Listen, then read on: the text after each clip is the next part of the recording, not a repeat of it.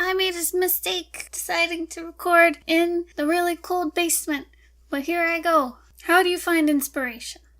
How do I find inspiration? How do any of us find inspiration? Okay, but really, how do you get inspired? Inspiration is a really subjective thing, and I feel uncomfortable when people ask me, like, oh my gosh, where do you get inspired? Because I'm like, books? And I feel like such, like, a cad, because, I don't know. That just doesn't feel like a good answer to give. So I guess I'll talk a little bit about how to get ideas and inspiration to come to you when you're not feeling inspired. Okay, so I'm like shivering because I'm in the basement and it's really cold.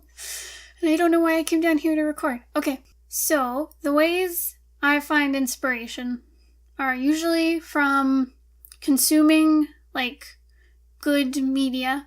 So, like, when I read a really good comic, or when I read a really good book, or if I watch, like, a YouTube video or a movie that really, like, gets me on a spiritual level, I'll get really inspired and I'll want to draw, like, I don't know, fan art, or like a scene will inspire me, an emotion that's evoked will, like, make me want to draw stuff. Or, like, I'll say, like, I'll find a new song that, like, I love and I'll, like, listen to it on repeat for, like, hours and hours and hours, and then draw, like, based on the emotions that song, like, brings up in my heart. It's really hard to find those, like, things that really, like, get you, because sometimes, like, I'll go through a long period of time where I don't do much reading. Well, music, I tend to find songs that I, like, really get into. You know, sometimes you don't find one that makes you want to make work based off of it. So, I mean, what do you do then, right? Well, okay, something I've started doing is creating mood boards. So a mood board is where you pick a bunch of, like, pictures and images and colors and words and stuff, and you basically stick them together on a canvas, and they're usually, like, created around, like, an idea. So say, like, I don't know, I'll be like, I want to draw, like, an illustration, and I kind of have an idea of how I want to look, but I don't know exactly. So I'll go and grab, like, you know, a bunch of, like, photos of models and, like, poses that I want to look at, and, like, pieces of fashion that I want to draw, or, like, I'll grab photography or other people's illustrations that have, like, color palettes that I want to use. And you kind of, like, Frankenstein them all together onto a mood board so that you have just this hodgepodge of, like, cool, inspiring stuff. It's super helpful for, like, figuring out how to draw, like, a new thing, because you can get, like, a really good sense of how you want to represent something by seeing the way it's been represented in other places, if that makes sense. I guess it's like stealing like an artist. Mood boards are also super helpful if you're working in a team. It's something that was introduced to me when I started at my day job, where I can make a mood board and show it to one of my teammates and be like, this is kind of what I have in my head, where, you know, it only took me 20 minutes to, like, put all the images together. I didn't have to sit and actually make anything.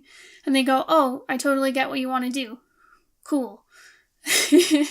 So if you're working on a team or, like, with a writer, that's, like, a really good way to, like, design stuff, is, like, finding inspiration first. Making a mood board for me, I find, like, it's really relaxing and it's kind of exciting because you find all this cool stuff that, like, resonates with you, and then you see it all together and you're like, ah, yes, I will make a cool thing that is as cool as all these things. I find I really lack inspiration when I just sit down with, like, an empty canvas or, like, my sketchbook with just the intention to, like, draw something pretty. Like, I have no idea about what I'm gonna draw, I just feel like drawing.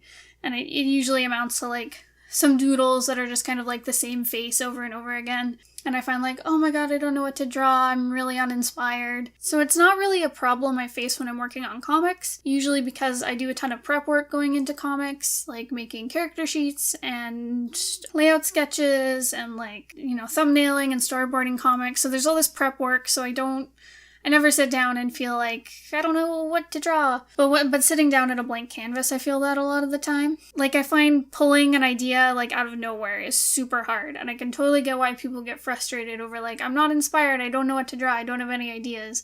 Because when you're just sitting there expecting, like, a masterpiece to come out of you, it's, like, the worst. I've been there. Sometimes when I'm in that situation where I just want to make something cool, I'll start doing, say, like studies. So I'll grab a bunch of pictures of like birds or something. I draw a lot of like street fashion. I'll just grab like pictures of models and kind of draw what they're wearing to just kind of like warm up those creative muscles. And usually I'll end up finding cool stuff that I want to delve into and cool concepts. Cool outfit I'll find. I'm like, oh, I kind of want to make like fantasy armor based off this like cool coat that I saw. I think another thing that helps, it kind of goes along with the idea of mood boards, is when you do get those like flashes of like actual inspiration, like, you know, they tend to hit at like midnight when you're trying to fall asleep and you get this crazy idea of like an entire plot in your head and you're like, oh my god, I want to do this. So when I get that, I write it all down for later. And like I usually won't have time to like actually sit down and draw that at midnight because I gotta go to sleep. I'll have that idea written down to work on later when I want to just sit and draw and need ideas. I'll also intentionally sit down sometimes and just brainstorm. So I'll write down like ideas for prints, ideas for different like pieces of fan art that I want to do, of like emotions or scenes I want to draw. I have Google Docs written of like all these different ideas that I've had over like years that I eventually want to get to. Or like I'll fill notebooks and stuff with just like cool ideas of things I want to draw. So that when I get to that point where I'm like, oh my god, I don't know what to draw, I just open a notebook or open a Google Doc and like, here we go. Cool things that I want to work on. And like sometimes it's like an old idea that I'm like, I'm not inspired by this anymore. But sometimes you'll find like a really cool old idea that you're like, this is like golden. So I guess my best advice for finding inspiration is kind of be prepared to be uninspired. Anyways, that's all I got. Inspiration, like I said, is super subjective. So I'm sure different people have different cool techniques on how to get inspired and how to make cool ideas happen. Thank you for listening.